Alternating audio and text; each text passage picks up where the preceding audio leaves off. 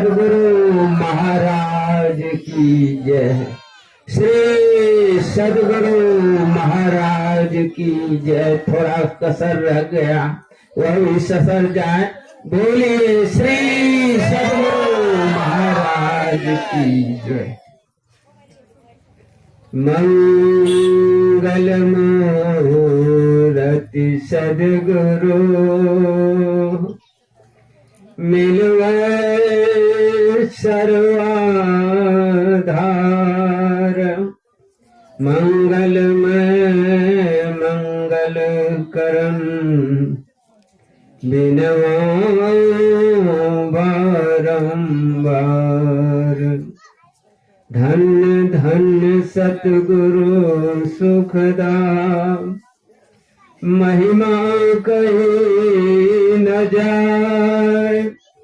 जो कछु कहूँ तुम्हारी कृपा मोते कछु न बसाए। जो कछु कहूँ तुम्हारी कृपा मोते कछु न बसाए। सतत वंदनीय प्रातः स्मरणीय अनंत श्री विभूषित परम पूज्य पाद ब्रह्मलीन संत सदगुरु महाराज के त्रैलोक पावन युगल चरणों में कोटि सह नमन।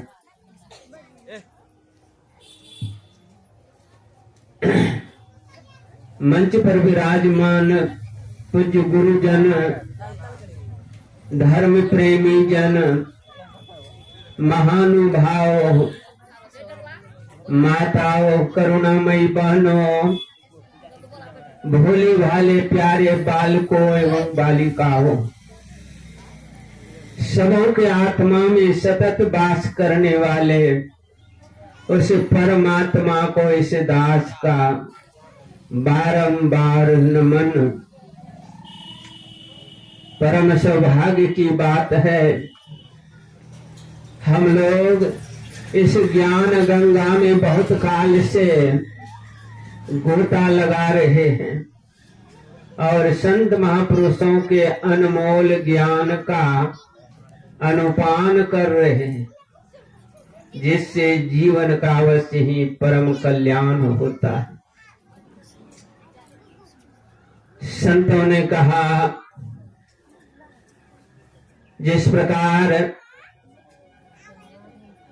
बिना द्रव्य के व्यापार नहीं हो सकता, उसी प्रकार बिना भगवत भक्ति के कोई भव पार नहीं हो सकता। इसलिए यह मनुष्य का तन, मनुष्य का सुंदर शरीर, जो कि परमात्मा के इस सृष्टि में सबसे सुंदर कृति मनुष्य का ही शरीर है। इससे सुंदर और कुछ परमात्मा ने नहीं बनाए। और यह सुंदर शरीर हम लोगों का, मनुष्य का शरीर सिर्फ खाने पीने, बाल बच्चा पैदा करने, घर द्वार बनाने, परिवार को सजाने के लिए ही नहीं मिला है। घर द्वार बनाने के लिए, सब कुछ सजाने के लिए सिर्फ नहीं मिला है। अभी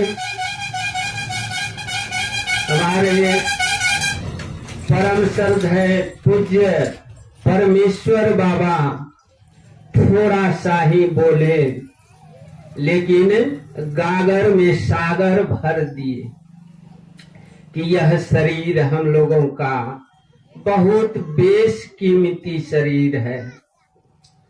बेशकीमती इसलिए कि इस शरीर से हम आप परमात्मा की भक्ति भजन करके इस संसार से आने जाने का चक्र से छूट सकते हैं। इस संसार के दुख से सदा सदा के लिए छुटकारा पा सकते हैं। इसी के लिए इस शरीर की विशेष महत्ता है। और आज का जो पाठ हुआ है श्री रामचरितमानस सारस्वतिक सप्तम सोपान उत्तरकांड से हम लोगों ने भगवान राम के मुखारबिंद से यह पाठ का श्रवण किए हैं कि बड़े भाग मानुष तन पावा, सुर दुर्लभ सब ग्रंथ ही गावा। बड़े भाग से हम आपको यह मनुष्य का तन मिला हुआ है और इस शरीर के लिए देवता भी ललायित हैं कि क्यों? देवता तो हम लोगों से विशेष फैसिलिटी में हैं। हम लोग देवता का रात दिन पूजा करते हैं, नहीं? पूजा करते हैं, नाम लेते हैं। देव पितर परिजन सो होत न यह उपकार। तो देवता पितर भूया भवानी यह मार्ग 84 चलन की। देवता पितर में हम आप यदि लगे रह जाएंगे तो 84 के चक्कर से फिर नहीं बच पाएंगे। 84 में जाना ही पड़ेगा। और 84 क्या है? 84 लाख शरीर है इस संसार में। जीव 84 लाख शरीर को धारण करते हैं, जिसमें अंडज है, पिंडज है, उष्मज है, अंकुरज है। ये 4 खाने में 84 लाख योनियां हैं। उसमें चले जाएंगे यदि उससे बचना है और उन सारे कष्टों से छूटने के लिए परमात्मा ने अंत में हम आपको यह मनुष्य का शरीर दिया है कि जाओ अपना काम बना लो, अपना काम कर लो। वह काम कहाँ होगा? संत पलटू साहब लिखते हैं, पलटू सत्संग बीच में करी ले अपना काम। माँ बहन थोड़ा देर ही सत्संग होगा, इसलिए जितना देर होगा आप लोग शांति पूर्वक सुन लीजिए। और सत्संग में शांति ही धन्य है। सत्संग में सुनना चाहिए। सुनने के लिए आए हैं, सुनने का बड़ा मोल है। संतों ने कहा अन्न के कण का, सत्संग के एक एक क्षण का बड़ा मोल है, इसलिए सुनना चाहिए। सुने समझहि जन मुदित मन, मज्जहि अति अनुराग, लहि चारि फल छत्तनो साधु समाज प्रयाग। जो इस सत्संग में आकर के आनंदित मन से सुनते हैं, समझते हैं और थोड़ा भी जीवन में उतारते हैं तो उन्हें शरीर रहते चारों फलों की प्राप्ति भी हो जाती है और वह अधिक प्रेम के साथ त्रिवेणी संगम में स्नान करते हैं। कुंभ मेला लगा हुआ है अभी, मिनी कुंभ। उसमें शांत महापुरुष बहुत लोग आए हैं सब स्नान करने के लिए, लेकिन यह चलता फिरता संतों का तीर्थराज संगम है। यह सब दिन सब घड़ी सब देश में उपलब्ध है। यह चलता फिरता संतों का समाज तीर्थराग प्रयाग है, इसलिए इसमें आकर के बड़ी शांति भाव से सुनना चाहिए। सत्संग में 4 चीज बाधक होता है। क्या क्या? बच्चा, जुत्ता, लुच्चा, कुत्ता, ये सब सत्संग में बाधक होता है। देखते हैं बच्चा कितना बार डांटे, मानने का नहीं। बच्चा बच्चा हठी होता है। राजा, स्त्री, बच्चा, ये हठी होते, मानते नहीं। तो बच्चे को शांत करना चाहिए। माँ बहन को जिनका बच्चा है एक बाधित होने से सब बाधित होते हैं। अपने तो खुद बाधित होते हैं, औरों को भी बाधित करते हैं। सुनना चाहिए, सत्संग में आकर के मुख को बंद कर कान को खोल कर बैठ जाना चाहिए, सुनना चाहिए, और हर ओर से मन को मोड़ कर गुरु पद में जोर देना चाहिए। निहारो यारो गुरु मूर्ति की ओर, गुरु की मूर्ति की ओर निहारते रहना चाहिए और सुनना चाहिए। सुनने का बड़ा मोल है। इसलिए आज का जो पाठ हुआ है वह मानव तन की उपयोगिता के विषय में, मानव तन की सार्थकता के विषय में, यह मनुष्य शरीर पाकर के हम आपको क्या करना चाहिए और क्या नहीं करना चाहिए, आज इसी पर पाठ हुआ है।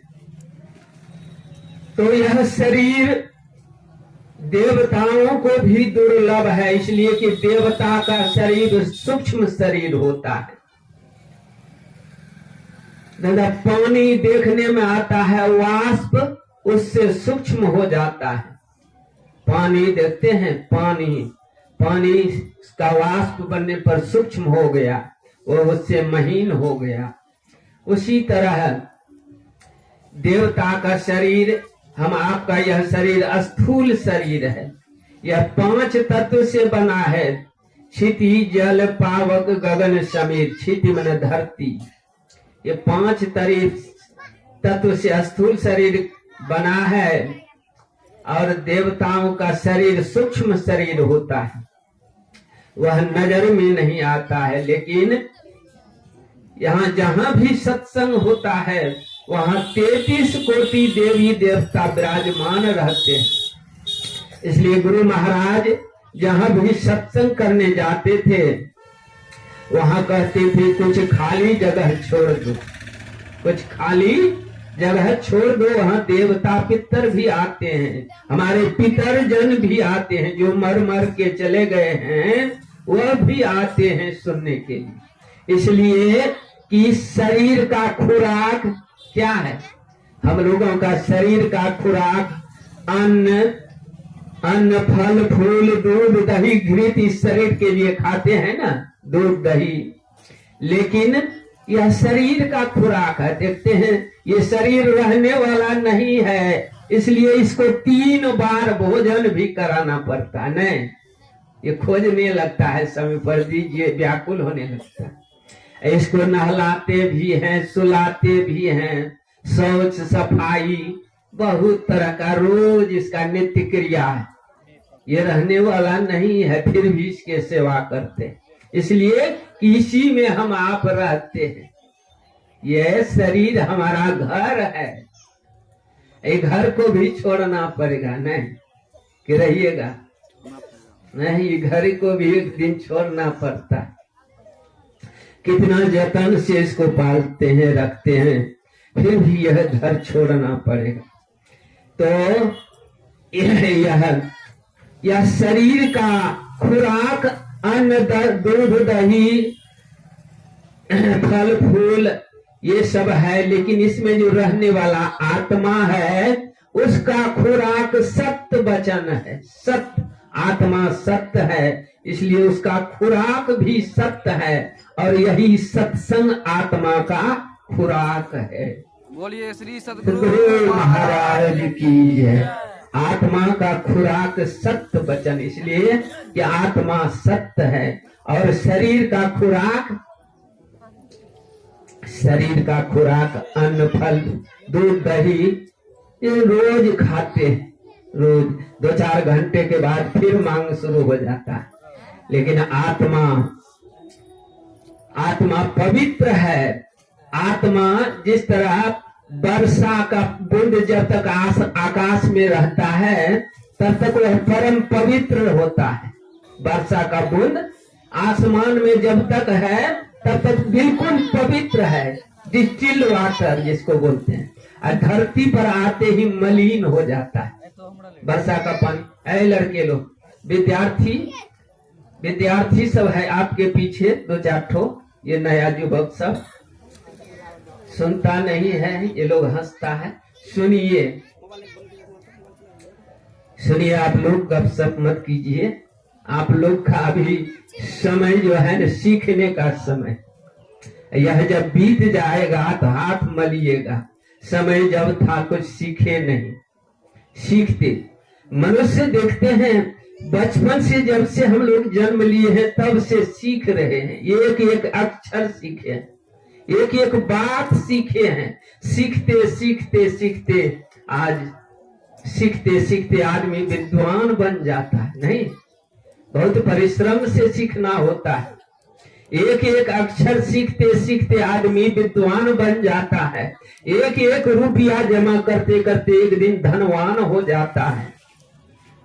इसलिए सीखिए, उदंड मत बनिए, शिष्टाचार में रहिए। शिष्ट आचार, शिष्ट मना शुद्ध आचार में रहिए, व्यवहार में रहिए।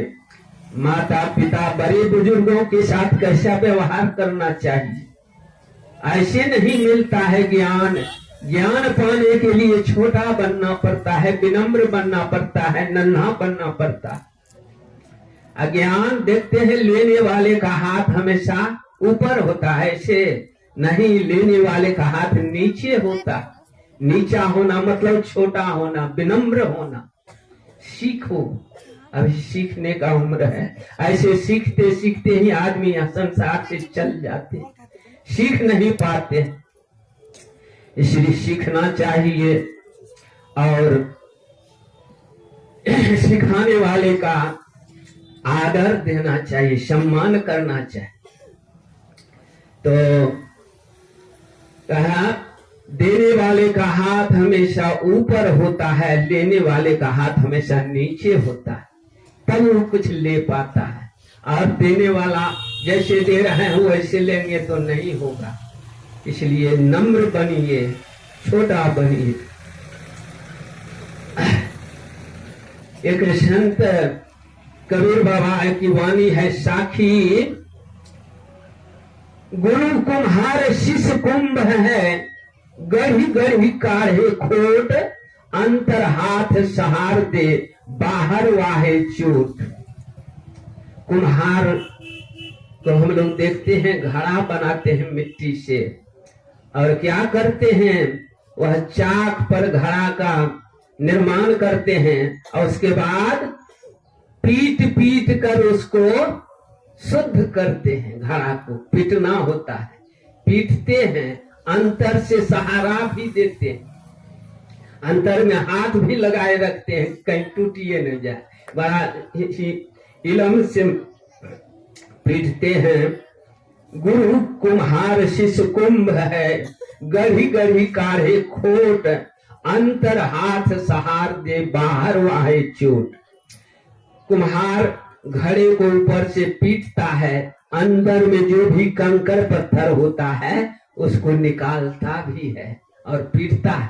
उसी तरह शिष्य लोगों को गुरु ऊपर से कड़ा बानी भी बोलते हैं, कभी दो छड़ी भी मार देते। नहीं, माँ अपने बच्चे को भी मारते हैं, बच्चे बच्चियों को भी गलती करने पर, लेकिन मारते मारते बच्चे तक हाथ जाते जाते ढीला पड़ जाता। उठाते हैं बड़ी कड़ा से माँ बाप कि मारेंगे, लेकिन बच्चे तक जाते जाते नरम हो जाता है, कहीं चोट न लग जाए बच्चे को। देखिए, इसलिए गुरु भीतर से शिष्य का जो भी खोट है, जो भी कमी है, उसके अवगुण को निकालते हैं और ऊपर से डांट फटकार भी करते हैं, थोड़ा मारते भी हैं।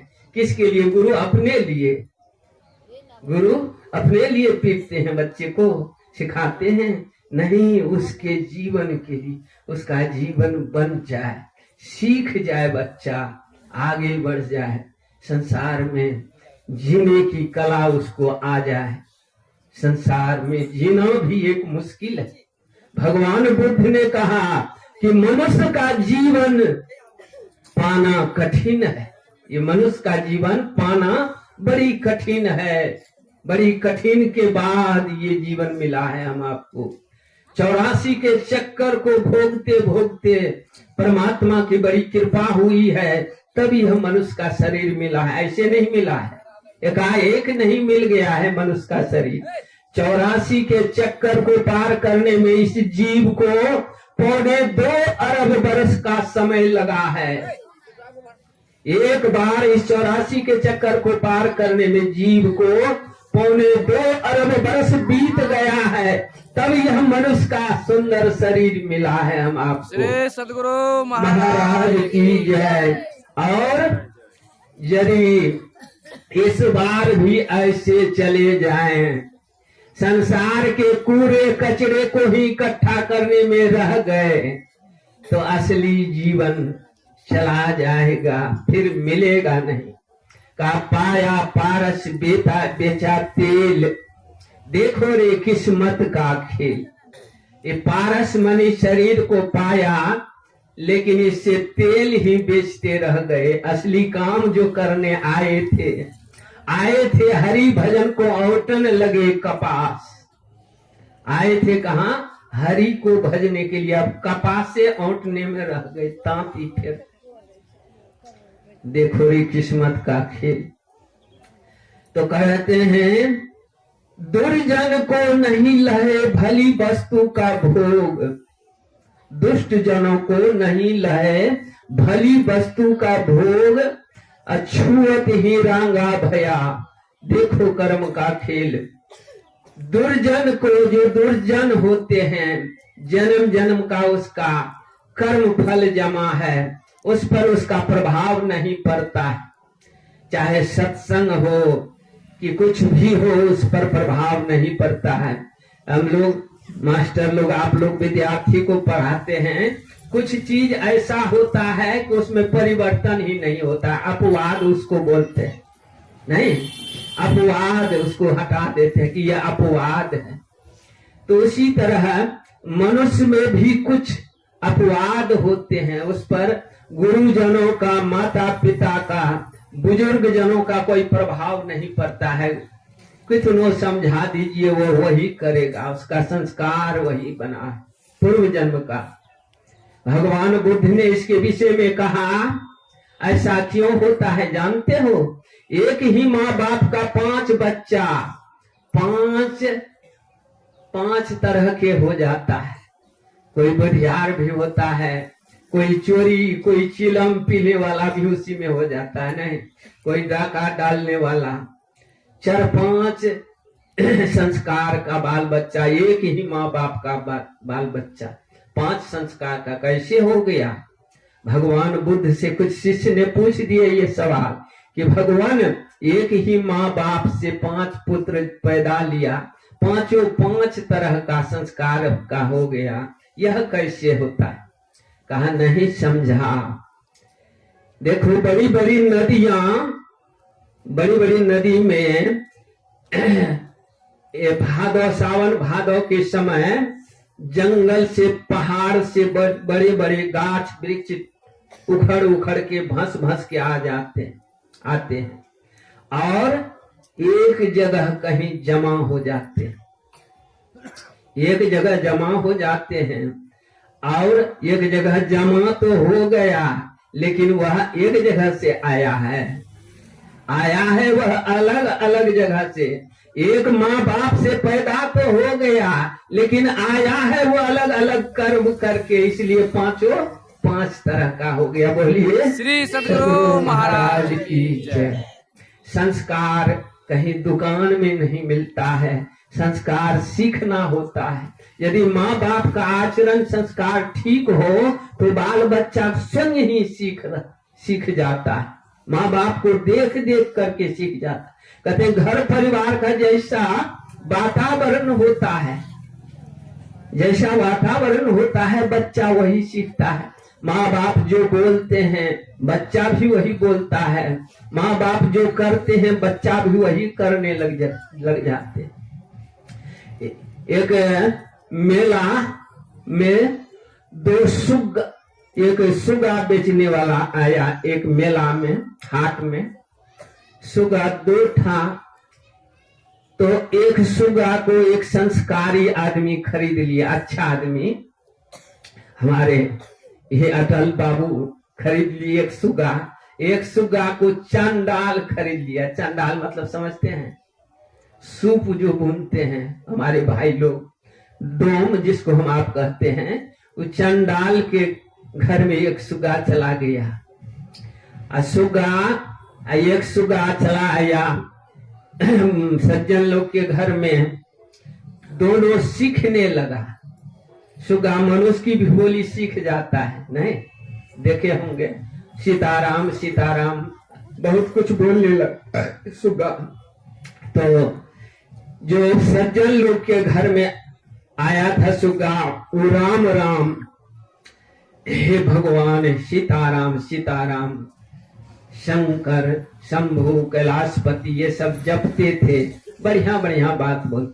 और डोम के घर में, जो हमारे डोम भाई के घर में सुग्गा गया था, वहां तो रोज लड़ाई होता है, दारू चलता है, रोज मारपीट गरागरी।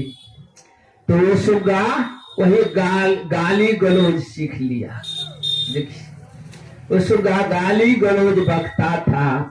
इनका सुग्गा सज्जन के घर के यहाँ के सुग्गा सीताराम सीताराम हे भगवान शंभु कैलाशपति ये सब जपता था, ये बोलता था। लेकिन डोम के घर का सुग्गा वही गाली गलौज, मार भाई हे पैसा कही हद भो फलना चल, ऐसे बोलता था, गाली गलौज करता था। रास्ता चलते राहगीर को भी गाली देता था सुग्गा। तो देखिए वातावरण का प्रभाव, दोनों सुग्गा एक ही आदमी से खरीदा गया, अलग अलग जगह में रहने के कारण दोनों का संस्कार अलग बन गया। इसलिए माँ बाप को बाल बच्चा पैदा करने से 20 वर्ष पहले संभल जाना चाहिए, यानी शादी से पहले संभल जाइए, अपना संस्कार बना लीजिए, तब आपका जो बाल बच्चा पैदा लेगा वो संस्कारी होगा। और नहीं तो आपका जैसा जीवन है वैसा तो बनी ही जाएगा, वो तो अपने आप उसमें आ जाएगा, वातावरण से मिल जाएगा। इसलिए कहते हैं पितु सो माता 100 गुना सुत को राखे प्यार। पिता से माता 100 गुना पुत्री को प्यार देती है। 9 महीना अपने कोख में भी रखती है मामा बच्चे को, और मन का मन अनाज खा कर पचाती है। लेकिन बच्चा देखिए परमात्मा की कृपा कितना सुरक्षित है पेट में। 9 महीना के बाद बच्चा बाहर होता है। कहते हैं पितु से माता 100 गुना सुत को राखे प्यार। सुत मन पुत्र पुत्री, तन से ती सेवन करे, मन से ती सेवन करे, तन सो डांट और गार। मन से सेवा भी करते हैं बाल बच्चे का, कि किसी तरह का झटका नहीं लग जाए मेरे बच्चे को, कोई रोग न हो जाए, कोई चोट न पहुंच जाए। और ऊपर से डांट गार भी मारते हैं, क्या तोरा मार बो कहती है न, जो स्कूल ने तो मार बो, मारती नहीं है, बड़ी धमकाती है। किसी तरह बाल बच्चा बन जाए। तन से ती सेवन करे, मन से ती सेवन करे, तन सो डांट और गार। और 3 से हरि 100 गुना, 3 से हरि 100 गुना, हरि से 100 गुना गुरुदेव, और उससे भी माता से भी 100 गुना प्यार करते हैं परमात्मा बच्चे से, और परमात्मा से भी 100 गुना अधिक प्रेम प्यार उसके जीवन को बनाते हैं, कौन गुरु बनाते हैं। 3 से 100 गुरुदेव, प्यार करे और गुण हरे, चरण दास सुखदेव। यह पंक्ति चरण दास जी महाराज की है। पितु सुमाता 100 गुना सुत को राखे प्यार, तन से ती सेवन करे, मन से ती सेवन करे, तन सु डांट और गार। 3 से हरि 100 गुना, 3 से 100 गुरुदेव। गुरुदेव जो होते हैं हम आपके सारे अवगुण को निकाल कर उसमें गुण को भर देते, वही गुरु होते हैं। वही आज हमारे देखते हैं, हमारे अटल बाबू, हमारे ये क्या नाम है इनका, गुरुदेव गुरु पप्पू बाबू, कितने समाज के बच्चे बच्चियों को जीवन में ये शिक्षा दान दे रहे। शिक्षा, शिक्षा बहुत बड़ी चीज है। शिक्षा, माँ बाप आधा एक टाइम का भोजन करके बाल बच्चे को शिक्षित कीजिए। ये नहीं कि 5 रोटी सुबह शाम खावे करेंगे, बच्चा पढ़े कि नहीं पढ़े। यदि पुत्र को पढ़ाते हैं, पुत्र को शिक्षा देना उचित है, तो क्या पुत्री को आपने शिक्षा नहीं दे सकते हैं? पुत्री को आप पैदा नहीं किए हैं, पुत्री को भी पढ़ाई। वह भी एक घर से दूसरे घर जाएगी, वहां भी उसका घर बसेगा, वहां वो बच्चे को पढ़ी लिखी रहेगी तो बच्चे को भी पढ़ाएगी और संस्कार देगी बच्चे को। इसलिए पुत्र को पढ़ाना फर्ज है, तो पुत्री को पढ़ाने में क्या हर्ज है? कोई हर्ज नहीं है, पुत्री को भी पढ़ाइए। लेकिन माँ अपनी पुत्री पर अवश्य ख्याल रखिए। ये माता का धर्म है कि पुत्री पर देख रेख रखना। यह कहाँ जाती है, किससे मिलती है, कहाँ पढ़ती है, क्या करती है, ये ख्याल अवश्य रखिए। इसलिए कि उसका उम्र अभी बेढंगा है, किधर फिसल जाएगी, क्या कर लेगी पता नहीं। संभालते रहिए, देखते रहिए, कुछ हिदायत भी रखिए और कड़ाई भी रखिए। ढिलाई देने से परिवार बिखर भी जाता है। इसलिए परिवार में मेल रखने के लिए, परिवार में कैसे मेल रहेगा, इसके लिए सत्य का व्यवहार कीजिए, सत्य बोलिए, तब आपका बच्चा भी सत्य बोलेगा। आप झूठ फरेब मिला के सब बात में बोलिएगा, बच्चा भी देख रहा है, सुन रहा है, वही सीख लेगा। इसलिए परिवार में सब भाई, सब गोतनी, बाल बच्चे में मेल रखने के लिए परिवार में बड़े प्रेम से रहिए, सत्य का व्यवहार कीजिए। झूठ का व्यवहार करने से परिवार टूट जाता है, बिखर जाता है। एक आदमी फल बांट रहा था, बच्चे लोगों को फल बांट रहा था, तो दायां हाथ में बड़ा फल आ गया और अपना बेटा और भतीजा दोनों आ रहा था फल लेने के लिए, तो बड़ा फल वाला हाथ ऐसे कर दिया बेटा के तरफ। प्रेम रहेगा जब लिया कि बड़ा फल भी अपने बेटा को दे दिया, छोटा हमारा ऐसे हाथ कर दिया, ये ठीक हुआ, जो आया इधर दे दी। यही सब है, छोटा छोटा बात पर ध्यान देना पड़ता है। परिवार कैसे चलेगा, प्रेम कैसे बना रहेगा, ये सब चीज लोग नादान अनुसंधान क्या किया, एकदम दीक्षा शिक्षा ऊपर का बताने लगते हैं, लेकिन व्यवहारिक ज्ञान परिवार समाज कैसे चलेगा, कैसे प्रेम बढ़ेगा, इस सब की का ज्ञान होना चाहिए। परिवार में फूट कैसे नहीं होगा, कहते हैं संत महापुरुष, पर एक फूट घर में, एक फूट खेत में, एक फूट उपजे तो सब कोई खाए। खेत में भी फूट उपजता है, नहीं फूट ककड़ी खेत में उपजे फूट पे सब कोई खाए, और घर में उपजे फूट पे घर एक खाए जाए। घर में यदि फूट उपज गया तो घर को नाश कर देगा। इसलिए फूट नहीं हो, व्यवहारिक ज्ञान हो, बाल बच्चे को संस्कारी बनाइए, पढ़ाइए लिखाइए। सबसे बड़ी बात है पढ़ाना लिखाना, संस्कार देना। और यह सरस्वती माता विद्या की देवी है, यह कंठ में इसका वास है। शरीर में संतों ने कहा देहस्था सर्व विद्याश्च, देहस्था सर्व देवता, देहस्था सर्व तीर्थानि, गुरु वाक्य नो लभ्यते। इस देह में सारी विद्याएं हैं, इस देह में सारे देवताओं का वास है, इस शरीर में सारे तीर्थ विराजमान है। यह कैसे मिलेगा, यह बिना गुरु के यह ज्ञान नहीं होगा। इसलिए त्रिकुटी महल में विद्या सारा, अनहद गर्जे बजे नगारा। एक बार गुरु महाराज संत सेवी जी महाराज से के साथ चले गए कलकत्ता। कलकत्ता में बंगाली भाषा चलता है, तो तो कलकत्ता में बंगाली भाषा के सुनने वाले अधिक लोग हैं, सत्संग करने गए हुए थे। तो गुरु महाराज से ने कहा कि बंगाली में ही बोलिए।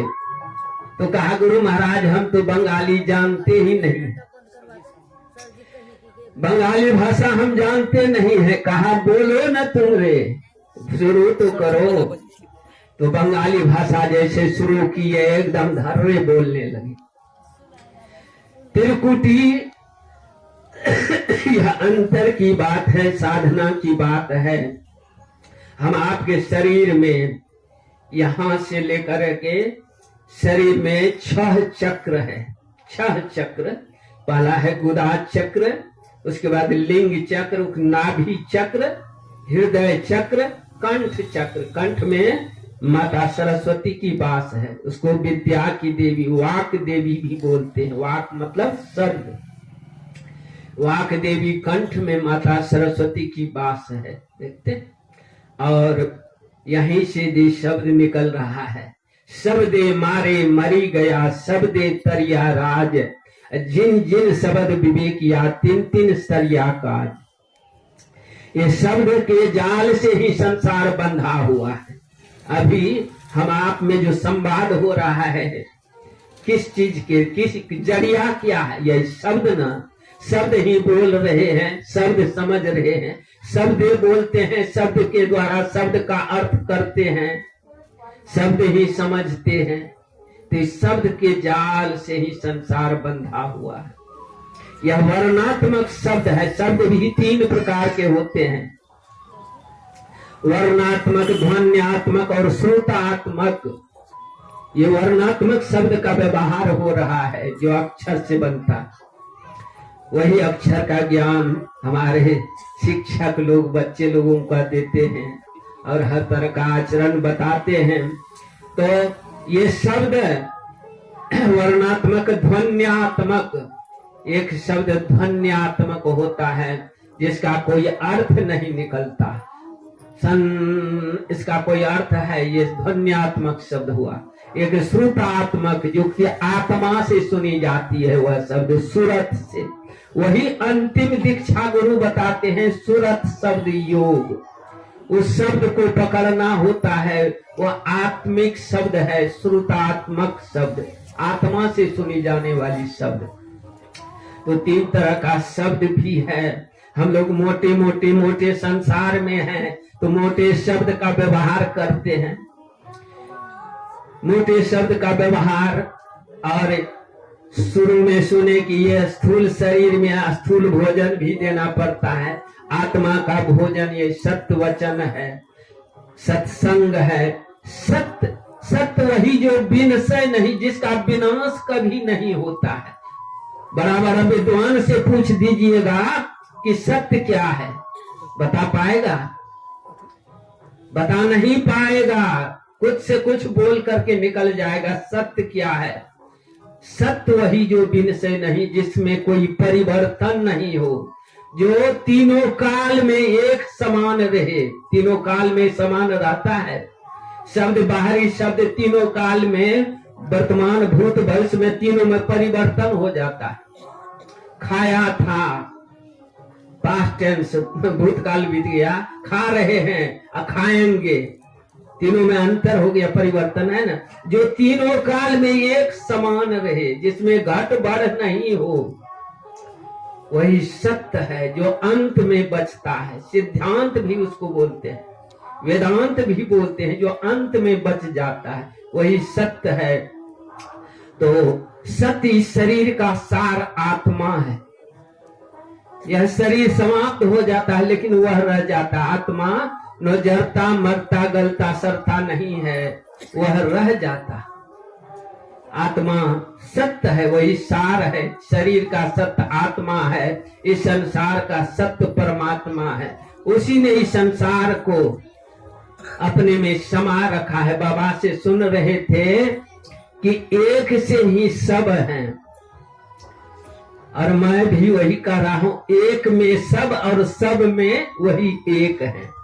एक में सब है, एक ही संसार में ये संसार में परमात्मा कण कण में व्याप्त हैं, उसी में हम लोग समाये हुए हैं। एक में सब और सब में वही एक है। एक फील्ड पर हजारों हजार घड़ा भर दीजिए पानी से, फील्ड पर खुला मैदान में, और देखिएगा सब घड़ा में सूर्य दिखाई देता है। देखिएगा सब में सूर्य दिखाई देगा। सूर्य क्या, हजारों हजार सूर्य है, वही एक सूर्य की परछाई सब घड़ा में दिखाई पड़ रहा है। उसी तरह एक ही परमात्मा का अंश सब जीवात्मा, सब शरीर में वही दिख रहा है, वही सत्य है, वह विनसने वाला नहीं है, वही सत्य है। उसी सत्य की खोज हम लोग कर रहे हैं। खोजत तुमई हो जाई, आप खोजते खोजते आप वही हो जाइएगा जिसको आप खोज रहे हैं, वही स्थिर हो जाइएगा। वही है आत्म स्वरूप में स्थित हो जाना, जहां से हम आंख के द्वारा, कान के द्वारा, नाक के द्वारा, चमड़ा के द्वारा बिखर रहे हैं संसार में। खोजते खोजते जब आप अपने अंदर में जाइएगा तो आपके स्वरूप जो है उसमें आप स्थित हो जाइएगा। तो वही है ईश्वर अंश जीव अविनाशी। अविनाशी मतलब जिसका विनाश कभी नहीं होता। ईश्वर अंश जीव अविनाशी, चेतन अमल सहज सुख राशि। वही सुख की राशि है आत्मा और परमात्मा। और संसार का सुख तो हम आप देखते ही हैं, कुछ देर क्षणिक सुख है, फिर दुख लगने लगता है। यह संसार का सुख सुख नहीं है। इसमें संसार के सुख में दुख और शोक मोह सब चीज मिला हुआ है, लेकिन वो शाश्वत सुख परमात्मा में किसी प्रकार का दुख नहीं है। इसलिए उसको जो प्राप्त कर लेते हैं वह सदा के लिए सुखी हो जाते हैं। सबरी माता ने कहा, तजी जोग पावक हरिपद लीन भई जहां नहीं फिरे। अपने शरीर में योगाग्नि पैदा करके माँ सबरी अपने शरीर को भस्मीभूत कर लिए और उस परम धाम को चली गई जहां से पुनः फिर कोई लौट कर नहीं आता है। तो हम लोगों को भी उसी धाम में जाना है, उसी के लिए यह सत्संग है और सत्संग सबको करना चाहिए। इसी के लिए यह सुंदर मनुष्य तन मिला है। अंत में एक छोटा सा वाणी कह करके अपनी वाणी में विराम दूंगा। ठंड का समय है, हम लोगों को जाना भी है। पलटू संत पलटू साहब ने कहा, भूले मन को समझा लीजिए। हम लोगों का जो मन भूला हुआ है संसार में स्थिर नहीं होता है। भूले मन को समझा लीजिए, सत्संग के बीच में आए के जी। यह मन कहाँ सुलझता है? भूला हुआ मन इसी सत्संग में। यहाँ सत्य वचन होता है, यहाँ कोई किस्सा कहानी नहीं कही जाती है। मन बहलावन के लिए, मन बहलावन मनोरंजन का ये जगह नहीं है। ये जगह यहाँ यथार्थ बातें कही जाती है। और तो भूले मन को समझा लीजिए, सत्संग के बीच में आए के जी। इस बार नहीं चूकना है, सुंदर मनुष्य तन पाए के जी। इस बार भी चूक गए तब गाय भैंस में चले जाएंगे, बकरी बंदर छिछंदर में चले जाएंगे। यह मजा नहीं होगा, यह मजा नहीं मिलेगा। कहते इस बार नहीं चुकना है, सुंदर मनुष्य तन पाए के जी। ज्ञान ध्यान की बात पूछ लीजिए, या मन को ठीक ठहराए के जी। पलटू गगन के बीच मारे, सुरती कमान चढ़ाए के जी। यह काम सूरत से होगा, यह काम शरीर से नहीं होने वाला है, यह काम ख्याल से बनता है। पलटू गगन के बीच में मारे, सुरती कमान चढ़ाए के जी। संत कबीर बाबा ने कहा, न जोगी जोग से ध्यावे, न तपसी देह जरवावे। सहज में ध्यान से पावे, सूरत का खेल जही आवे। गुरु महाराज ने कहा, काल मुख से निबु की भागो, ध्यान के बल भाई रे। काल मुख से छुप करके निकल जाओ, कैसे? ध्यान के बल से काल से बच जाओ। काल मुख से निबु की भागो, ध्यान के बल भाई रे। ऐसा अवसर खोई हो तो रोई हो पछताई रे। यह अवसर यदि खो दीजिएगा तो हाथ मलते हुए अंत में जाना पड़ेगा। मनुष्य का शरीर तो पाया, लेकिन मनुष्य वाला काम नहीं किया। फिर नीचे के शरीर में चले जाएंगे। तो विशेष बढ़ाना नहीं चाहता हूं, और कहने सुनने के लिए इसका अंत नहीं है।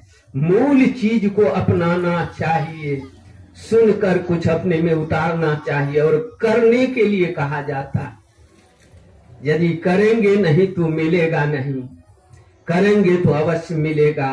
कहते हैं लपटम घोषम विद्या लपटम जोर, विद्या घोषने से आता है। जैसे हमारी बच्ची लोग पढ़ती है, विद्या को बार बार घोषते हैं तो याद भी हो जाता है, कंठाग्र नहीं, तब कहीं बोल भी सकते हैं बिना कॉपी किताब देखे।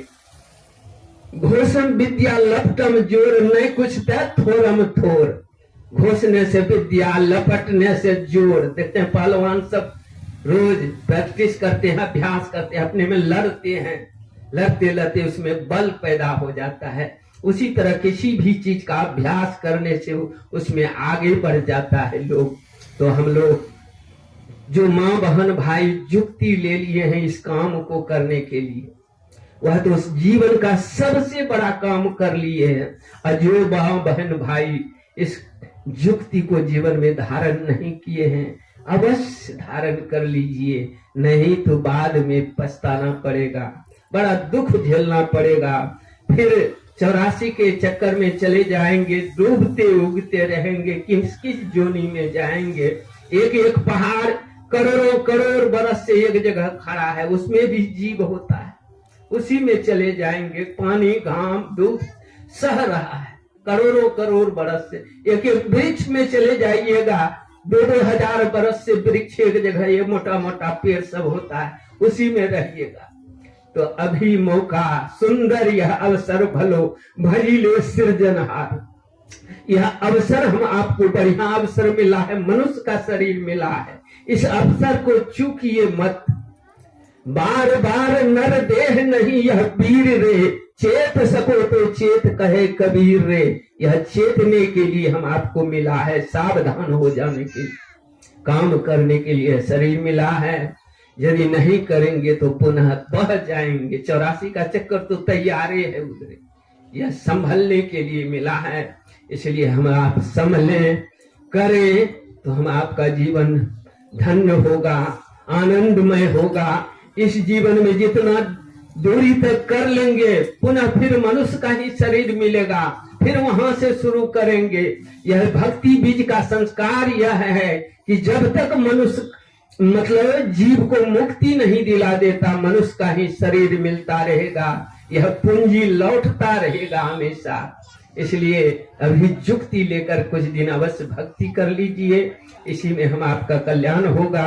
मैं इन्हीं चंद शब्दों के साथ वाणी में विराम दे रहा हूँ। हमारे गृहपति पप्पू बाबू मास्टर साहब बड़े उपकार का काम कर रहे हैं। हमारे अटल बाबू ये बड़े बाल बच्चों में शिक्षा दान दे रहे हैं, विद्या दान दे रहे हैं, बहुत बड़ा काम कर रहे हैं।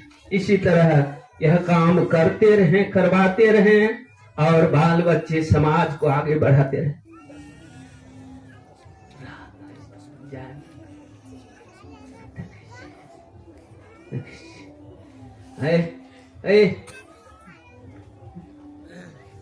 तो हमारे ये पप्पू बाबू देखते हैं, इन्हें ये जब हमसे मिले, हमारे अटल बाबू के दरवाजे पर परमेश्वर बाबा भी थे। हमारे पप्पू बाबू गए हमसे मिलने के लिए। ये तो बड़े तेज तर्रार आदमी है, पढ़े लिखे विद्वान आदमी है। इनकी भाषा से ही समझ गए कि बड़े तेज आदमी हैं, बड़े पढ़े लिखे आदमी। तो वहाँ ये बीएड भी कर चुके हैं, नौकरी के लिए प्रयास में हैं, और जब तक नौकरी नहीं लगी है तब तक बाल बच्चे को शिक्षा दे रहे हैं। हो भी गया है, हो भी गया है। वाह, देखिए अवश्य ही। तो इस तरह से किसी को बुरा नहीं कहना चाहिए, बुरा भी है ना तो उसको बढ़िया कह दीजिए, बुरा नहीं कहना चाहिए, दुख हो जाता है। लेकिन संत महात्मा तो जो जैसा होता है उसको वैसा ही कहता है। कहते हैं साधु भया तो क्या भया, कबीर बाबा कहते हैं साधु भया तो क्या भया, पक्का होके खेल, पक्का बन के खेलो। कच्चा सरसों पेरी के खरी भया न तेल। ये कच्चा बन के खेलिएगा, कच्चा सरसों पेरने से न खल्ली निकलता है न तेल छूता है उससे। इसलिए पक्का होके खेलिए, पक्का बनिए। पक्का बनने के लिए आपको बहुत सारी कठिनाइयों की सामना करनी पड़ेगी। संत महापुरुष सुन रहे थे, अपने सुख के लिए नहीं जीते हैं संसार में। जिस प्रकार चंद्र और सूरज का उदय संसार में देखते हैं, चंद्र और सूरज का उदय होना उसके लिए कोई बात है, अपने लिए उगते हैं वो, हम आपके लिए उगते हैं। 10 दिन शीतलहरी हो गया, क्या हाल हुआ लोगों का, जीव का सब कनकना। कब भगवान सूर्य का उदय हो, कब निकले, कब निकले। 10 दिन नहीं उगे भगवान सूर्य तो हम लोगों का हाल बेहाल हो गया। तो कहते हैं संत बितप सरिता गिरिधरणी, और संत बितप सरिता गिरिधरणी, ये सब धारण करही जीव के करनी। संत सरिता नदी, बिटप वृक्ष, संत गिरी पर्वत, धरणी धरती, ये सब जीव के कल्याण के लिए ही परमात्मा बनाए हैं। सूर्य संत उदय संतत सुख करनी, विश्व सुखद जिमी, संत उदय संतत सुखकारी, विश्व सुखद जिमी इंदु तमारी। इंदु कहते हैं चंद्रमा को, तमारी कहते हैं सूर्य को। तो जिस प्रकार चंद्र और सूर्य का उदय लेना संसार के कल्याण के लिए ही हुआ करता है। देखते हैं चंद्र सूर्य उगते ही संसार में प्रकाश हो जाता है, हमें धूप मिलती है, गर्मी होता है। एक बार 1.5 महीना तक सूर्य भगवान का उदय नहीं हुआ था, भुट्टा में दाना ही नहीं हुआ, खाली रह गया, गेहूं के बाली में दाना नहीं हुआ। देखिए, तो ये सब उगते हैं हम ही लोग के लिए, उपकार के लिए। उसी तरह संतों का उदय संसार में विश्व उपकार के लिए ही, जीव के उपकार के लिए ही हुआ करता है। कहीं संत पर कहीं न जाना, कहीं संत मुनि कहीं न जाना, निज परिवार निज परिताप दरवही नवनीता, पर दुख देखी दरवही संत सुपुनीता। अपने दुखी से तो सब दुखी होते रहते हैं संसार में, नहीं? अपने दुख से हमरा ये दुख छ, हमरा ये ना छ, हमरा ये छ, हमरा बाल बच्चा नहीं छ, हमरा ये, सब अपने अपने दुख में दुखी हैं। कहते हैं निज परिताप दरवही नवनीता, अपने ताप से जिस प्रकार मक्खन पिघलने लगता है, कड़ाही में चढ़ाकर आंच लगाइए तो नवनीत मक्खन पिघलने लगता है, उसी तरह दूसरों के दुख को देखकर संत महात्मा का हृदय पिघलने लगता है। अपने दुख से तो सभी दुखी रहते हैं। संत महापुरुष संत क्यों गली गली मोहल्ले मोहल्ले में जाकर के इस ज्ञान का प्रचार करते हैं, जीव का कल्याण करते हैं। संत महापुरुष रात दिन देते ही रहते हैं। हम आप यहाँ लेने के लिए कुछ आए नहीं हैं, देने के लिए आए हैं। सुंदर संत कहते निशी दिन देवो ही करत है, रात दिन देते रहते हैं, वह लेने के लिए नहीं आते हैं। इसलिए संत महापुरुष जो कहते हैं उसकी वाणी पर अमल करना चाहिए, विचारना चाहिए, जीवन में उतारना चाहिए, बहुत लाभ होगा। और संत महापुरुषों के तपोबल पर ही यह संसार टिका हुआ है।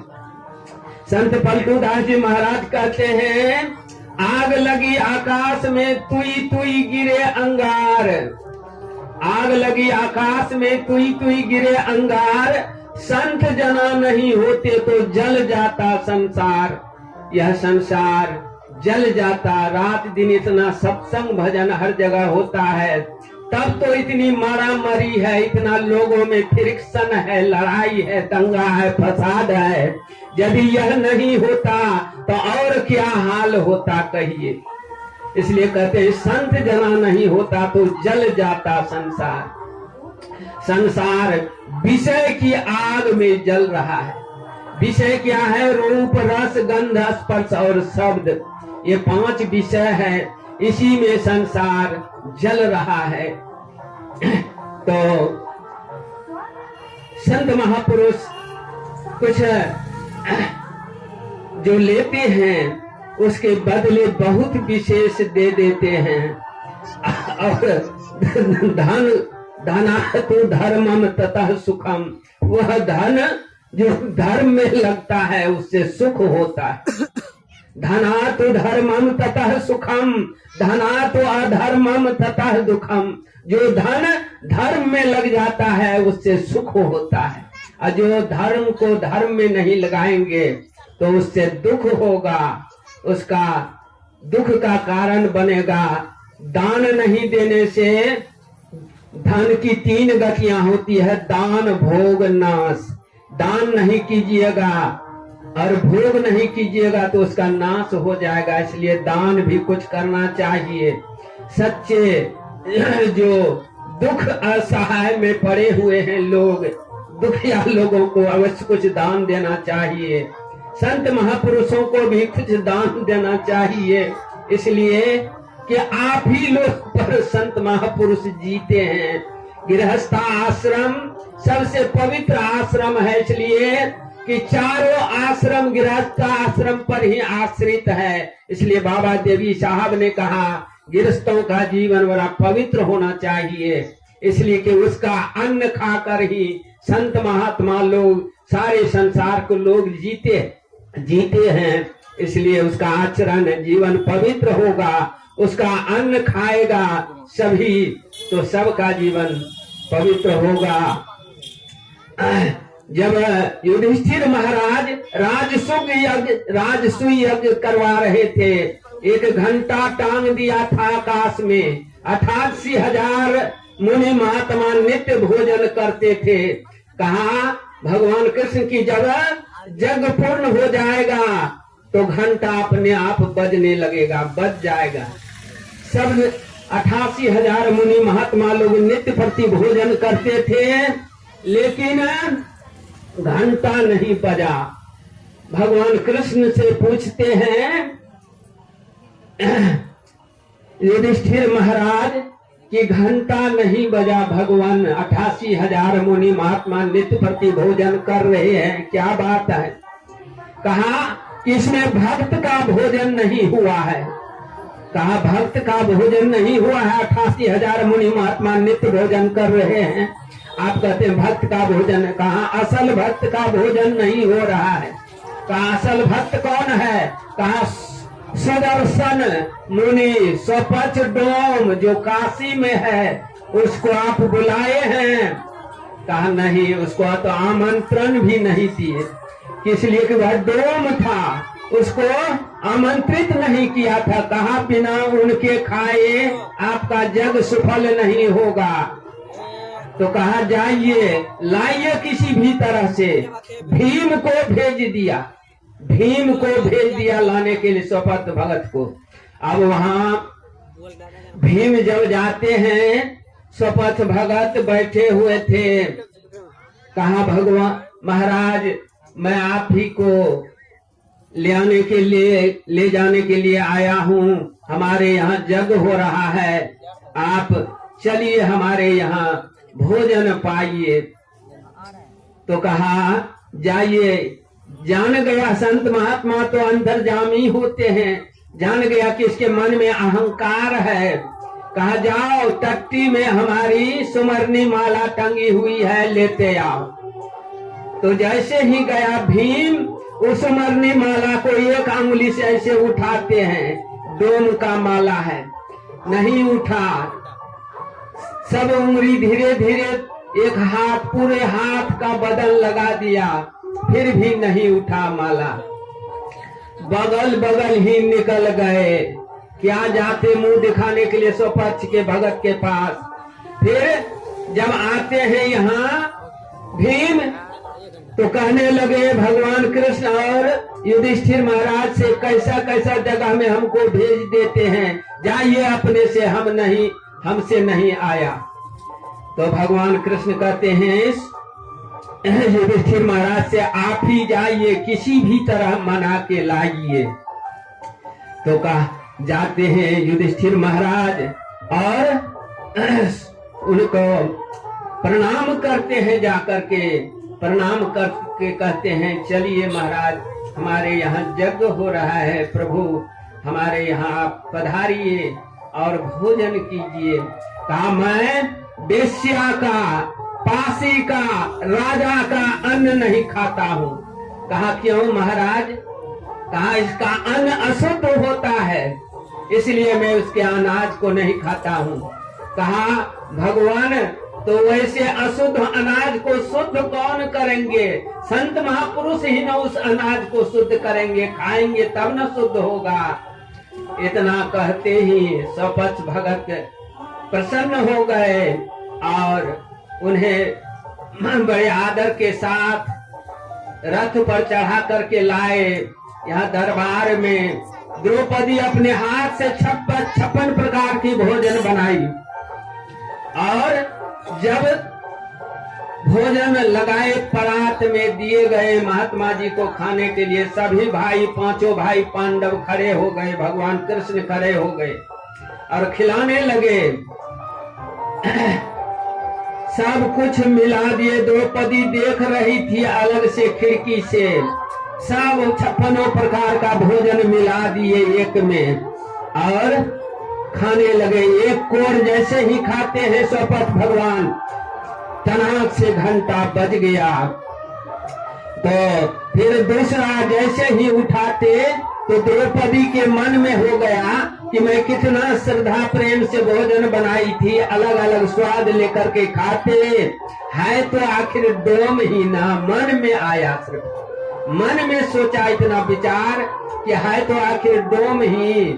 तो एक कौर जैसे खाए थे, एक बार घंटा बजा, दूसरा कौर जैसे खाते हाथ यहीं रुक गया। तो कहते हैं सभी भाई, खाइए न महाराज, खाइए न महाराज, पाइए। कहा कि नहीं, अब जो भोजन होगा वो डोम का भोजन होगा। कहा डोम आपको कौन कहा भगवान खाइए, डोम आपको कौन कहा? कहा जाकर के द्रौपदी से पूछो कौन कहा। सब भाई गए, जाते हैं द्रौपदी से पूछते हैं कि आपने डोम कहा बाबा को? कहा कि सब भोजन को जो मिला दिए बाबा, कितना प्रेम से बनाई थी मैंने 56 प्रकार, और सब मिला जब दिए तो मेरे मन में यही विचार आ गया कि आखिर है तो डोम ही यही। तो वही उतना ही खा करके रुक गया और घंटा बज गई। बोलिए श्री सद्गुरु महाराज की जय। अब हमारे गायक महोदय जो आप लोग उनकी ओर देख रहे हैं, उनसे भी हम एक भजन सुनेंगे, उसके बाद आरती होगी। समय बहुत अधिक हो चुका है, तो भजन के बाद आरती लगेगी। आप लोग भागेंगे नहीं, समय कुछ अधिक हो गया है, इसलिए जो रहता है वही पाता है। थोड़ी बहुत गई थोड़ी रही, थोड़ी भी अब जाए, इतने थोड़े काल हित आप नहीं उगताए। तो हमारे पप्पू बाबू जिस भी मनोकामना से, जिस भी मांग से यह काम, पुण्य का काम अपने प्रांगण में रखे, करवाए, यह गुरु महाराज से प्रार्थना है कि गुरु महाराज उनको दिन दुना रात चौगुना उनकी तरक्की उन्नति होती रहे, इसी तरह सत्संग भजन करते रहे, करवाते रहे। और हमारी माँ बहन भाई जो भी ये 3-4 घंटे का समय दिए, बड़ी निष्ठा पूर्वक आनंद मन से बैठ करके सुने, अपने अमूल्य समय क्यों दिए, तो उनके लिए भी मैं गुरु महाराज से प्रार्थना करता हूँ कि गुरु महाराज सबका जीवन सुखमय बनाए, सबके घर परिवार में बाल बच्चा पढ़े लिखे, सब संस्कारी बने, देशभक्त बने, माँ बाप का आज्ञाकारी बने, बुद्धिमान बने, धनवान बने। तो इन्हीं शब्दों के साथ मैं अपने वाणी को विराम दे रहा हूँ। आगे हम लोग भजन सुनेंगे, उसके बाद आरती लगेगी। बोलिए श्री सद्गुरु महाराज की जय।